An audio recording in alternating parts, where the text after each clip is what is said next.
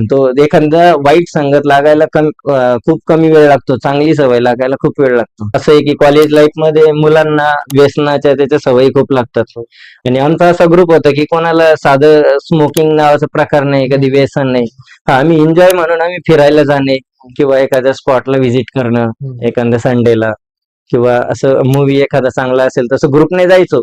पण अशा वाईट सवयी नव्हत्या आम्हाला. त्यामुळं मित्रांचा खूप फायदा झाला की आपण वेगवेगळ्या डॉक्टरांसोबत आम्ही कनेक्ट झालो.